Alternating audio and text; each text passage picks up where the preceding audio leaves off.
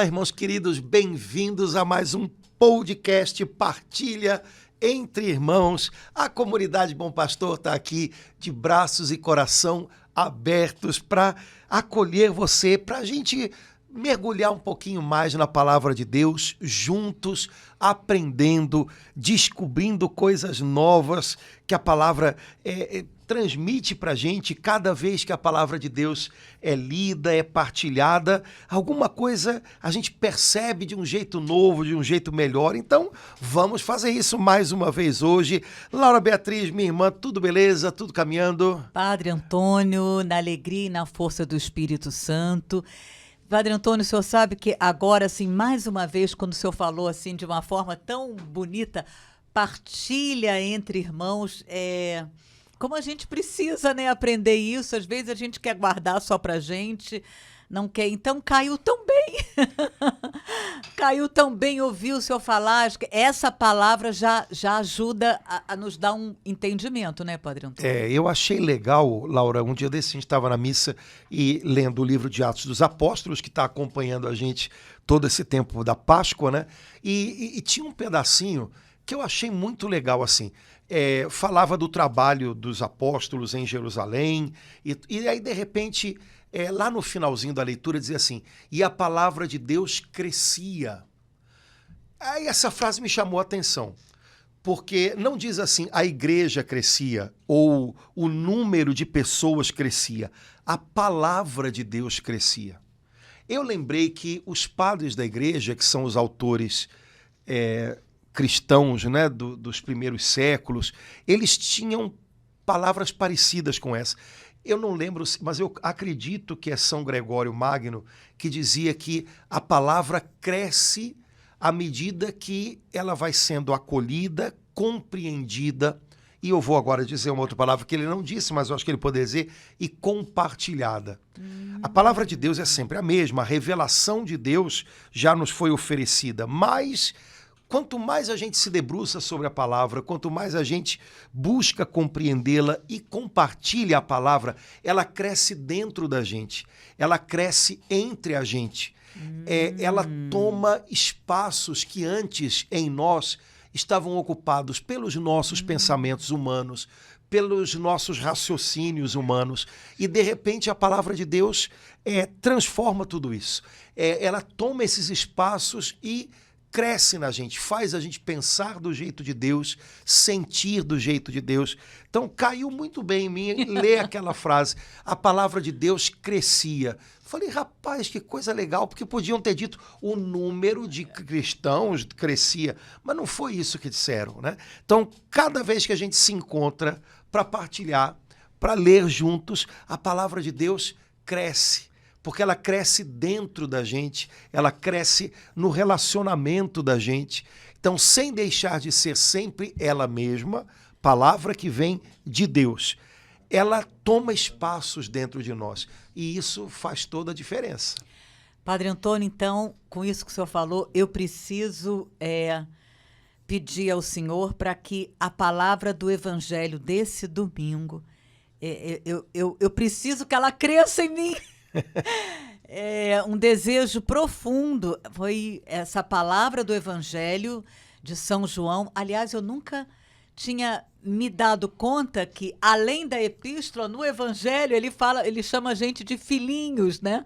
Como, pelo menos na versão, né, do folheto da missa. Então, o meu desejo profundo, Padre Antônio, é que o Evangelho desse domingo, desse 5º domingo da Páscoa, dia do início do pontificado, né, de Leão IV, 14. 14, vocês estão dando os números. 14º. Não, 14. Em 14, português, a partir do 11 a 14. Que essa palavra possa crescer na gente. Isso. E ele próprio falou isso, né? Agora é o tempo do amor. Pois é. Né? É o tempo do amor. Dizer isso é o tempo, porque não é qualquer amor. Dizer que agora é o tempo do amor é dizer agora é o tempo do Espírito Santo. Né? Na linguagem da Bíblia, o amor de Deus é derramado nos nossos corações pelo Espírito Santo. É tempo do amor, mas esse amor que é ensinado por Jesus. Você chamou a atenção do filhinhos, né? no Evangelho de João, Jesus se refere aos discípulos algumas vezes com esse apelativo, filhinhos, né?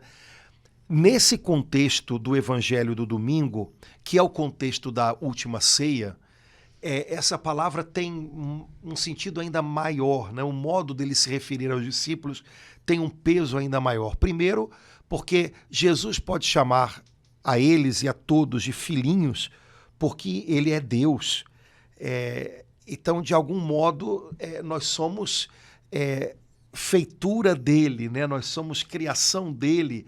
Então, ele pode nos chamar de filhinhos por isso. Depois, Jesus está, nesse momento, ensinando aos seus discípulos, mas com uma ternura que é muito mais profunda do que a ternura de qualquer mestre. É a ternura de um pai ou de uma mãe. E ainda há um outro detalhe. Jesus falou essas palavras que nós partilhamos, que a igreja nos deu de presente no último domingo, no contexto da última ceia. Pois é. E a última ceia de Jesus, os especialistas em Bíblia discutem muito se era uma ceia pascal ou não. Mas o fato é que Jesus deu àquela ceia um cunho pascal. Uhum. E a ceia pascal entre os judeus era uma celebração, era um ato de culto em que a personagem que conduzia tudo era o pai de família. Então, a ceia pascal não era um ato de culto que acontecia no templo, mas que acontecia nas casas. Residências. Então, o pai de família era o sacerdote daquele ato de culto. Havia previsto, inclusive, uma palavra, uma troca de palavras, uma conversa entre o pai da família e a criança menorzinha da casa, como que fazendo a transmissão daquela memória da Páscoa, né, para as próximas gerações. Então, quando Jesus diz filhinhos, ele está assumindo o lugar do dono da casa, né, do pai de família, nessa nova comunidade que a gente chama de igreja, mas que é uma família que não é feita de laços de sangue, mas é feita pela escolha dele, né? Eu conheço os que eu escolhi. Estavam ali aqueles que ele havia escolhido. E quando ele diz filhinhos, é como se ele estivesse dizendo, olha, nós estamos aqui em família. Nessa família eu sou o anfitrião, eu sou aquele que como um pai ou uma mãe, né? Catalisa vocês, mantém vocês juntos. E vocês, apesar de não terem a mesma origem familiar, de sangue, vocês são irmãos, vocês são uma família só. Padre Antônio, então, voltando ainda a palavra compartilhar para os irmãos, né? A gente está falando do Evangelho de domingo, que é João 13, 31 a 35. Padre Antônio, no folheto da missa, a versão da liturgia, dizia assim, eu fiquei já muito tocada, porque depois que Judas saiu do cenáculo para atrair Jesus, né, agora foi glorificado o Filho do Homem e Deus foi glorificado nele. Em vez de Jesus dizer, né, agora vai começar o meu sofrimento, agora vai começar o meu suplício, Jesus fala, agora foi glorificado o Filho de Deus.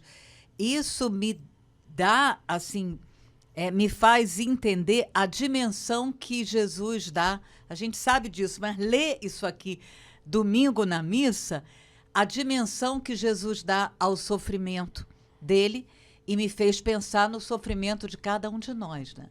Agora foi glorificado.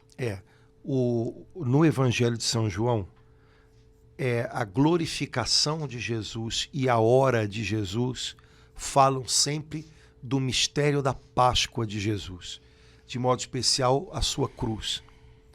Então, onde no Evangelho de João se fala o Filho do Homem será glorificado, e de outra maneira, quando eu for levantado da terra ou quando eu for exaltado da terra, ainda não chegou a minha hora, agora é a minha hora. Sempre que se fala essas coisas, Jesus está falando, ou o Evangelho está falando, do mistério da Páscoa de Jesus, de modo particular, do mistério da cruz. Esse é o modo como Jesus vê as coisas, porque ele vê o sentido real que as coisas têm. E Jesus sabe que aquela dor abraçada na cruz, a oferta que ele faz de si próprio na cruz, o sentido dela é de glorificação do Pai e de glorificação dele pelo Pai. Ele glorifica o Pai com a sua obediência. Ele glorifica o Pai com a sua entrega. Ele glorifica o Pai com o sacrifício da sua vida. E o Pai o glorifica aceitando essa oferta. Na linguagem da Bíblia, a ressurreição de Jesus tem muito esse caráter. O Pai aceita a oferta do seu Filho e o glorifica. Aceita o sacrifício do Filho e, acolhendo esse sacrifício, o ressuscita. A ressurreição de Jesus é como o Pai dizendo: eu acolhi o que você fez, eu acolhi a sua entrega, e essa entrega, essa oferta faz com que você seja agora exaltado, glorificado. São Paulo diz algo mais ou menos assim na carta aos Filipenses. Né? Ele se fez homem, se fez semelhante a um escravo e aceitou a morte e morte humilhante na cruz. Por isso Deus o exaltou. Né? Então, há detalhes, né, muito bonitos que mostram a paixão de Jesus como um diálogo do Filho e o Pai. Lembrando sempre disso, de modo especial no Evangelho de João, na teologia de João, Jesus é o Filho, que veio para nos fazer filhos. Então, tudo no Evangelho de João, e de modo especial, a paixão, tudo no fundo, é uma grande conversa entre pai e filho. Uhum. E esse é o segredo, talvez, também para a gente. Eu tenho feito da minha vida uma conversa de pai e filho. Uhum. O meu sofrimento, os sofrimentos, as cruzes que a vida me traz, eu os transformo numa conversa de pai e filho, dizendo o meu sim ao Pai, ouvindo que ele acolhe a minha entrega. Quando a minha vida é um diálogo com o Pai, quando a minha vida é uma conversa com o Pai, o sentido dela fica muito mais claro para mim. Também o sentido que está escondido em coisas muito difíceis. Quando eu não faço da minha vida um diálogo com Deus, ela é só um monólogo. Eu comigo próprio, brigando, reclamando, me revoltando. Possivelmente eu não vou perceber, eu não vou encontrar, eu não vou enxergar o sentido das coisas. Nossa vida é uma grande conversa com Deus. O meu dia de hoje deve ser uma conversa com Deus, dizendo sim para aquilo que Ele pede de mim, ouvindo que Ele me apoia, que Ele me sustenta na medida em que eu digo sim, e por aí vai. Padre Antônio, foi um evangelho curto, né? Pouquíssimos. Esse evangelho de domingo, de João 13, 31 a 35. E logo depois, isso é que eu fiquei refletindo, que ele fala, né? Que Judas sai e Jesus fala: agora foi glorificado o Filho do Homem e Deus foi glorificado nele. E em seguida, eu vos dou um novo mandamento. Eu vos dou, quer dizer, ele fala da glorificação no momento de dor, né? Levando a gente a compreender isso tudo que o senhor acabou de falar, e em seguida ele fala: eu vos dou um novo mandamento. Então, para mim, se reveste assim era despedida, né? A última noite dele, de uma solenidade, de um impacto sobre todas as outras palavras de Jesus. Era como, sinto assim, Jesus chamando a atenção de uma forma, tudo que eu falei antes, todas as palavras, o Sermão da Montanha, tudo aquilo que eu falei antes, ele está aqui dentro e resumido nesse novo mandamento. E eu não sei no original, né, essa palavra mandamento, mas assim, não é uma sugestão, é um mandamento. Então, é algo muito solene, grave e sério. Então, no meu coração, ela acabou repercutindo de uma outra, com uma outra dimensão, embora eu já conheça essa palavra há tanto tempo. Mas no momento que Jesus, nesse instante, né, fala: eu vos dou um novo mandamento, amai-vos uns aos outros, como eu vos amei, assim também vós deveis amar uns aos outros. No mínimo, dá vontade de parar um pouquinho, pensar, refletir, ver como é que eu estou levando a minha vida, os meus relacionamentos. Faz a gente parar para pensar, Padre Antônio. Jesus não disse: eu vos dou mais um mandamento, né? Os judeus, os discípulos de Jesus já tinham mandamentos o bastante. Eles tinham mais de 600, sei lá, né? Entre coisas simples para organizar ali os sacrifícios, até coisas maiores. Jesus não diz: olha, além dos 600, bota aí 601, né? Jesus diz: eu vos dou um novo mandamento. Não é mais um no meio de uma lista em que poderia vir um outro logo depois. Não, é um novo. É algo inédito, é algo que vai fazer a diferença sobre todos os outros. Eu vos dou um novo... Jesus estava dando muitas coisas novas nesse dia. É verdade. Ele estava dando um novo culto à sua igreja, porque também na última ceia, que é o contexto dessa conversa de Jesus com os discípulos, Jesus institui a Eucaristia. Então, assim como tinha havido um antigo culto acontecendo entre os judeus, de modo especial no templo em Jerusalém, na última ceia Jesus dá o cálice da nova e eterna aliança aos seus discípulos. Então, é um novo culto, é uma nova maneira de adorar a Deus, uma adoração perfeita, porque agora há uma nova e eterna aliança, uma aliança que não vai passar mais.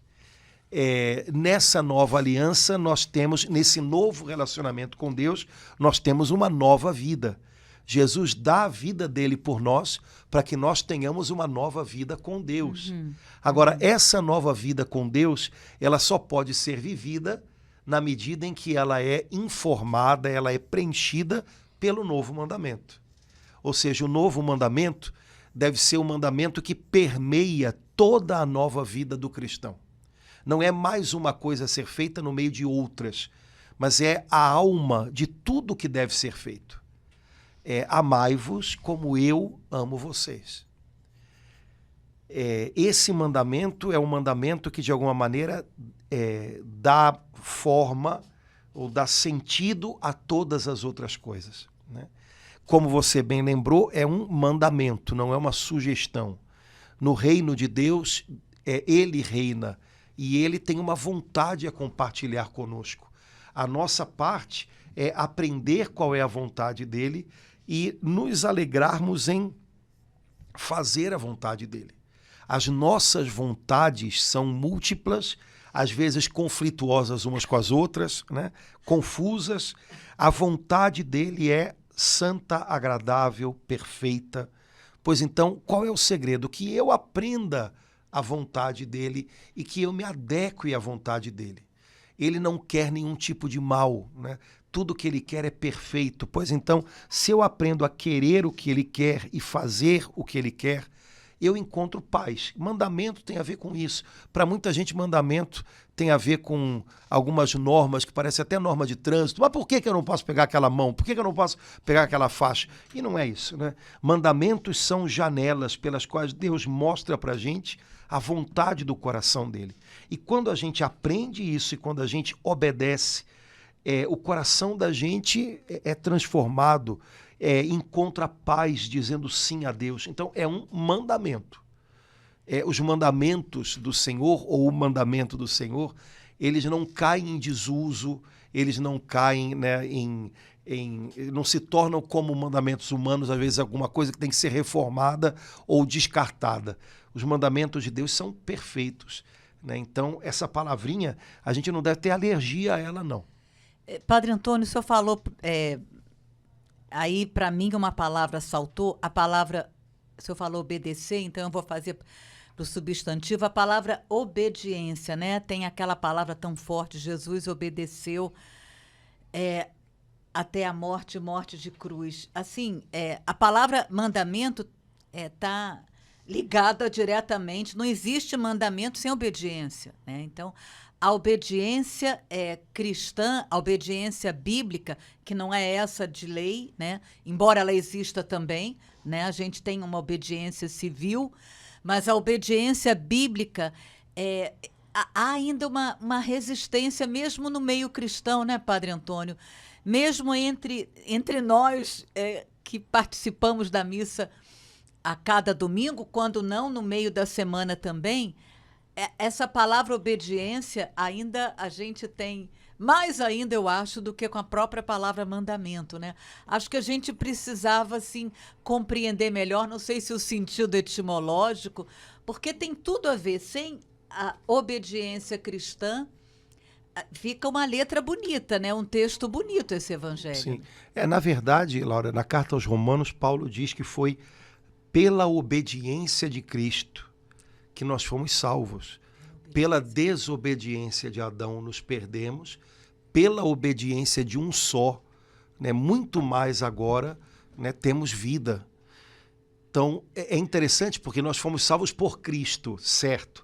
Mas se a gente for precisar mais os termos, nós fomos salvos pela obediência de Cristo, ou seja, pela adesão de Cristo à vontade do Pai, uma adesão perfeitíssima.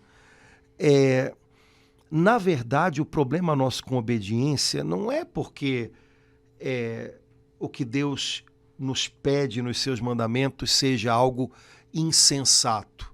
É porque, no fundo, nós somos escravos da nossa vontade própria.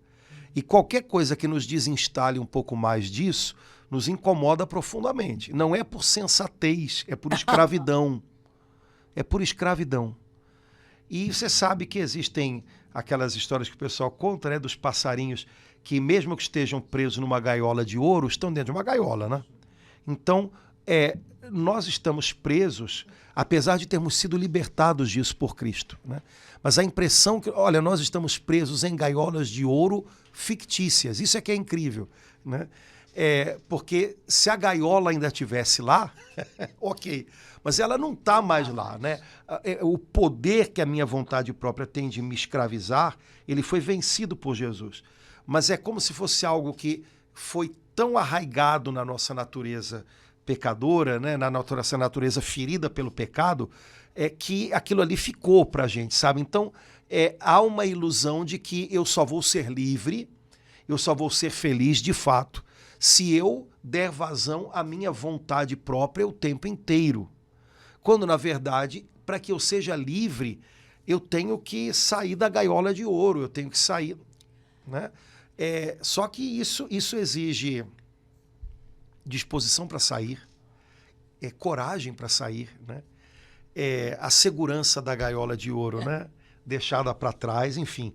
Então, na verdade, o nosso problema com obediência não é um problema porque não é razoável o que Deus nos pede ou porque não é razoável isso. Não, é só por conta da nossa vontade própria, que muitas vezes deve ser negada para que a gente seja obediente a Deus, para que a gente seja dócil a Deus. Então, fica aí o problema, né? E essa palavra está intimamente ligada com o último versículo, nisto todos conhecerão que sois meus discípulos.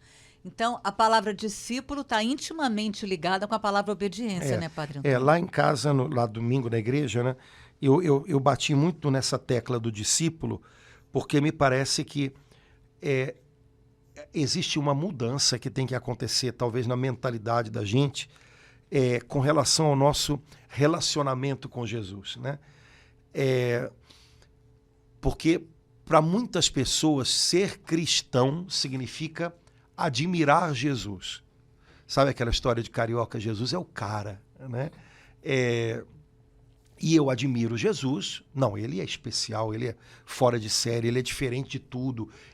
Né? Eu admiro e penso, porque eu admiro Jesus, cristão eu sou. Mas o nome cristão, ele veio, aliás, a gente um dia desse viu isso no livro, né, de Atos, ele veio depois. A maneira como Jesus se reporta àqueles 12, àqueles 72, né, que o acompanham mais de perto, não é como cristãos, vocês são cristãos. Ele os chama de discípulos, vocês são meus discípulos. As pessoas vão reconhecer que vocês são meus discípulos. Mas qual é a diferença? Bom, hoje nós somos cristãos de fato, mas esse nome não significa a turma ou o fã-clube que admira Jesus. Mas cristãos são discípulos de Jesus. A palavra discípulo, que no nosso português hoje não diz muita coisa, se a gente traduzir de outra maneira, significa aprendiz. Então, eu sou um cristão, o que é? É um discípulo de Jesus, ou seja, é um aprendiz de Jesus. Ele olha constantemente para Jesus, vê o que Jesus faz, vê o que Jesus pensa, vê o que Jesus fala e aprende com Jesus e coloca isso em prática para ser como Jesus. Enquanto a gente não entende a diferença entre um aprendiz e um admirador, e a gente não percebe que a gente tem que fazer uma escolha, ou eu vou ser um admirador distante, ou eu vou ser um aprendiz de Jesus, o nosso cristianismo está em perigo. Então, comentando algo que eu vi lá na paróquia, saiu um dia desses o censo do Brasil, populacional, se não me engano foi 2022. 22, E só que os dados sobre religião estão saindo agora, né? E um dos dados é que ainda 80 e poucos % da população brasileira se denominam cristãos, se autodenominam cristãos. Tá. Então, vamos pensar assim, 80 e poucos % da população brasileira se denominam cristãos, mas isso significa o quê? Num país com tanta corrupção, num país com tanta violência, num país com tanto instinto ao ponto da gente falar que existe um jeitinho brasileiro. Esses 80 e poucos % de cristãos são compostos de quantos % de admiradores e quantos % de aprendizes de Jesus?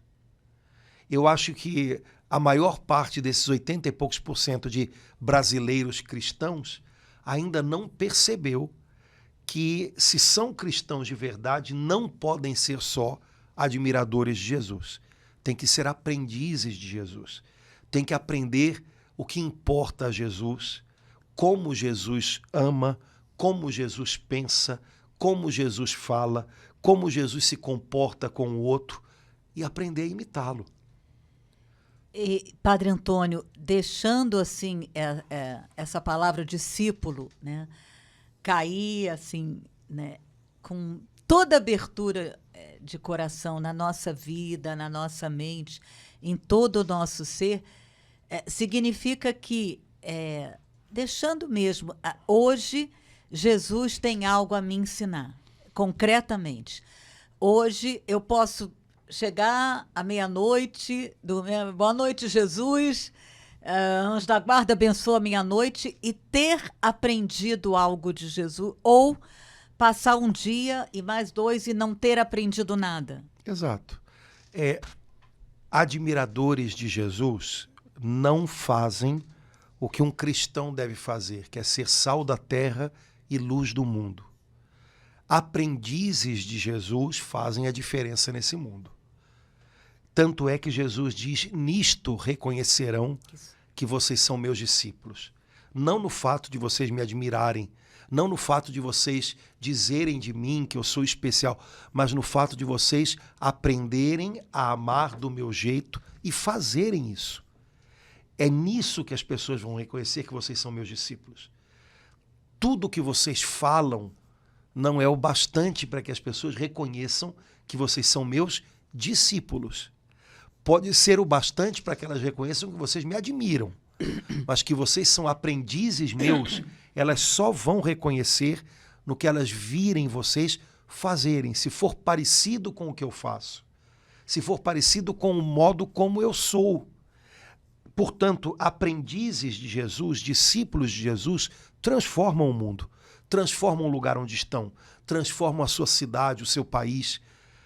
Admiradores de Jesus só não são o bastante e não mudam o mundo. Eles só admiram, batem os ombros e seguem a vida do seu jeito.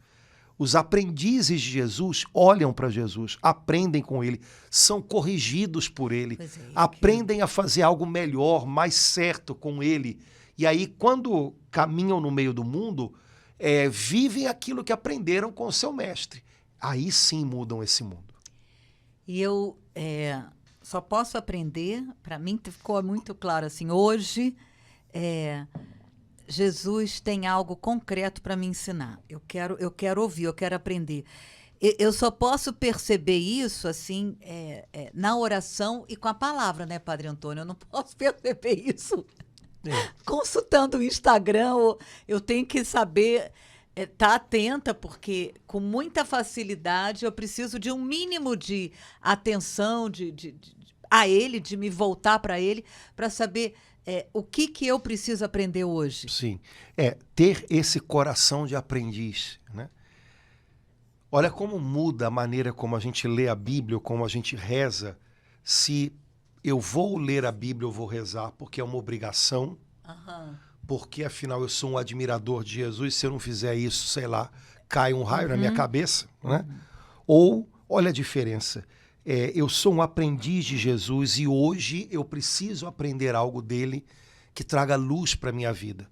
E com esse coração eu me debruço sobre a Bíblia, ou com esse coração eu converso com ele na oração. Se eu vou com esse coração de aprendiz até o Senhor, eu nunca vou voltar de mãos vazias. Ele vai me ensinar algo. De alguma maneira ele vai me ensinar algo. E pouco ele vai precisar para que eu o compreenda. Agora, se eu não for ao Senhor com o coração de aprendiz, ele pode me dizer muito, mas não vai cair no meu coração como uma semente, sabe, que eu vou agasalhar, que eu vou recolher para que ela cresça. Então, ter coração de aprendiz faz toda a diferença, né? E aí a gente, obviamente, vai se acercar aos meios com os quais ele nos ensina de uma maneira melhor. E a gente vai desfrutar muito mais do que ele tem para dar para a gente, né? Isso muda tudo, né, Padre Antônio? No momento que eu vou fazer uma reflexão de vida e que eu vejo que não, mas eu já tenho tanto tempo de caminhada, o senhor tem 25 anos de padre. Não, mas aí, assim, se eu percebo que passou uma semana, eu não aprendi nada, a coisa está um pouco esquisita, né? Muito, muito esquisita. Mas a gente tem que ter o coração desperto para isso. Não é uma questão de despertar o coração para isso, né? E aí, o pouco que ele fale comigo vai ser suficiente. Amém. Né? Eu não vou precisar de lições muito... Não. Às vezes as lições são pequenas, simples, né? Agora, lembrando, Laura, que nesse trechinho do Evangelho, Jesus define claramente o que ele quer nos ensinar, né? O meu mandamento novo é que vocês amem uns aos outros do modo como eu tenho amado vocês. Se vocês são meus discípulos, vocês vão aprender isso comigo e as pessoas vão reconhecer que vocês estão aprendendo comigo. Mas Jesus quer nos ensinar a amar do jeito que ele ama. Dando a vida. Esse é o segredo do mandamento, né? Jesus não disse apenas amem-se. Não. No Antigo Testamento havia coisas mais ou menos assim. Eu acho que na maioria das propostas religiosas do mundo sempre pinta um ame, mas normalmente esse ame ele é bem mais circunscrito por circunstâncias que o definem. Ame quem é da mesma religião que você. Ame quem pensa igual a você. Ame da melhor maneira que você puder. Ame e tente fazer até onde vai, né? Até onde dá.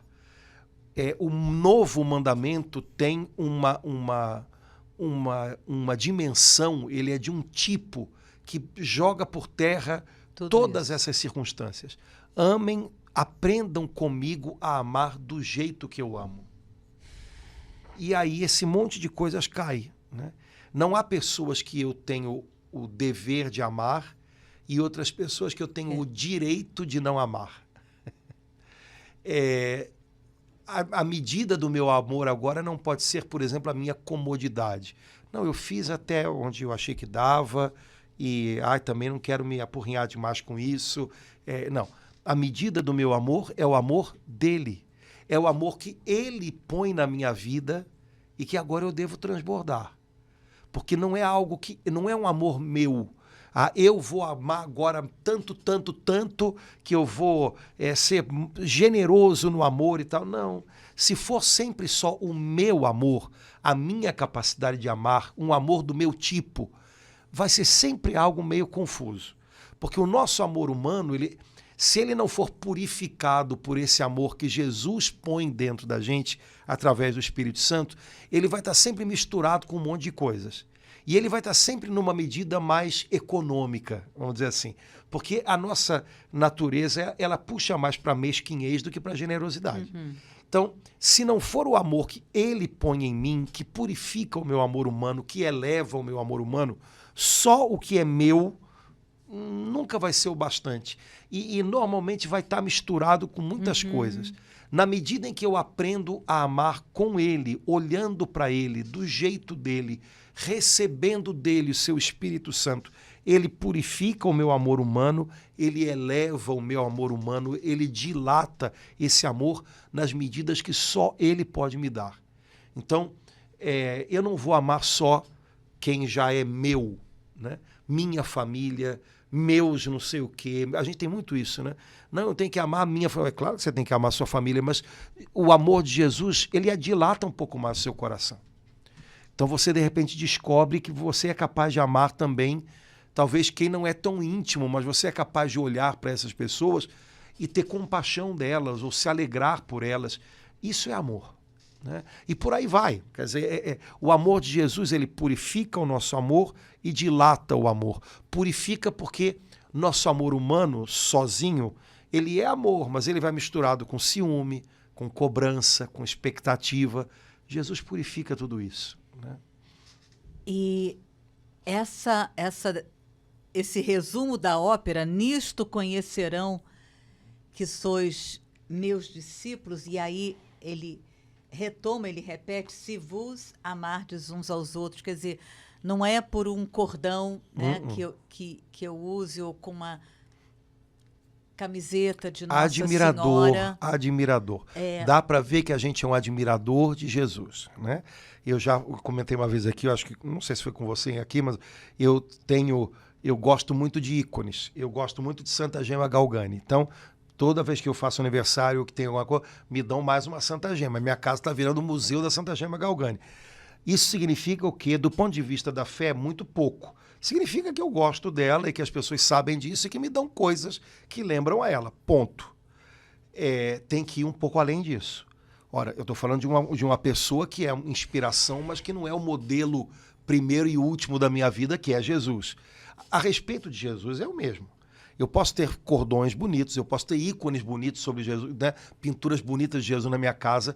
Isso significa o quê? Bom, se forem ícones, em primeiro lugar, que eu tenho bom gosto, né? Porque aí eu não gosto daquele santinho de açúcar que o pessoal compra, né? São coisas mais bonitas. Depois, que é uma referência para mim, tudo bem. Mas não diz nada a respeito de eu ser discípulo dele. O que mostra se eu sou discípulo dele, se eu sou aprendiz dele, e se de fato eu tenho permitido que ele me ensine, são outras coisas. Outras coisas. É a minha maneira de agir com as pessoas, minha maneira de olhar para as pessoas, para o sofrimento delas, para as alegrias delas, para os limites delas, para os pecados delas. Isso me diz mais a respeito do meu ser discípulo de Jesus do que o tamanho dos quadros que eu tenho na minha parede ou qualquer coisa parecida. Se a gente não entende isso, Laura, não vai. Porque a gente corre o risco de pensar o quê? Que então o cristianismo é o meu consumo de coisas religiosas. Se eu tenho dinheiro para comprar mais um quadro ou mais uma imagem, eu sou mais cristão? E se eu perder todos aqueles quadros, eu deixo de ser cristão? Não, tem nada a ver com isso. Cristianismo não é uma coisa a se consumir. Cristianismo é uma coisa a se viver. E se a gente não entende isso, o nosso relacionamento com Jesus acaba nunca se tornando o que tem que ser, o que ele quer que seja. É sempre uma coisa na medida do que os homens imaginam, né? E os homens, o mundo, também tem algo a dizer sobre ser cristão, mas é sempre algo menor. Seja cristão, consuma esses produtos aqui. Você gosta dessas coisas? Vamos fazer e vamos vender para você. Você sabe que a maior parte dessas coisas que a gente compra hoje em lojas católicas vem da China, né?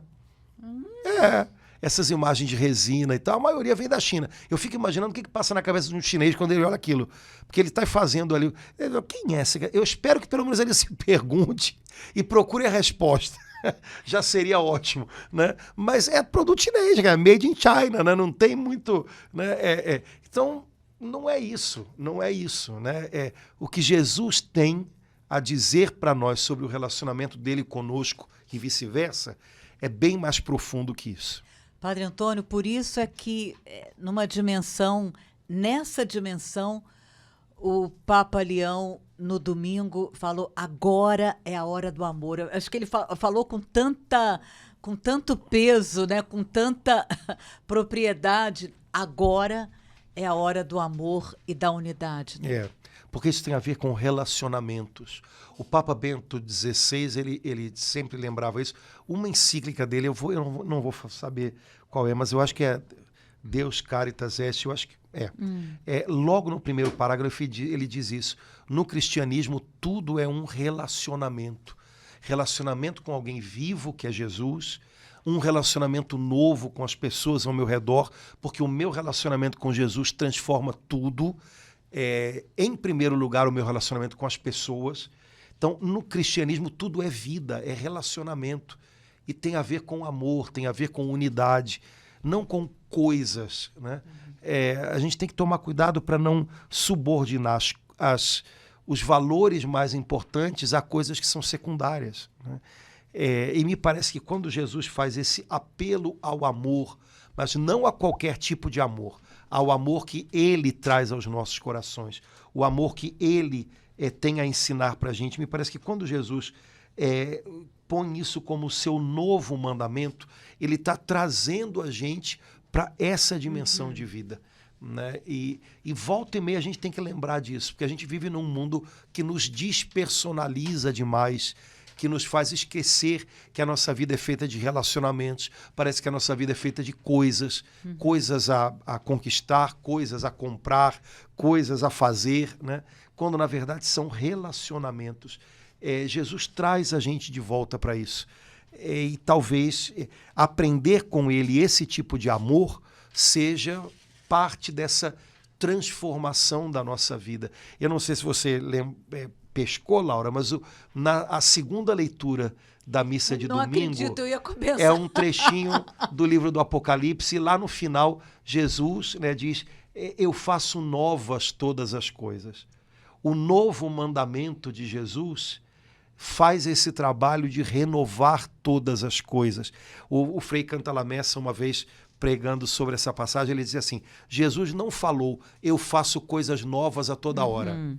Ele disse, eu faço novas todas. Eu renovo todas as coisas. Então, eu renovo o seu relacionamento de família, eu renovo o seu casamento, eu renovo o seu trabalho, eu renovo o seu ministério.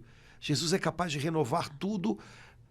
Agora, essa renovação passa por diversas novidades que ele nos traz. Uma delas, o mandamento do amor. Obedecer, né, a Cristo, aprender a dizer sim ao Pai com ele, aprender a amar do jeito dele, é algo que pode renovar os relacionamentos da gente. Eu não preciso buscar outros relacionamentos. Dependendo do tipo, eu não devo buscar outros relacionamentos. Mas eu devo acreditar que Jesus ainda é capaz de renovar esses relacionamentos que eu tenho no meu casamento, com os meus filhos, com os meus pais. Agora, entre outras coisas, ele me convida a aprender com ele. Eu vou te ensinar a amá-los de novo. Inclusive com as pessoas com quem eu tenho dificuldade, Sim.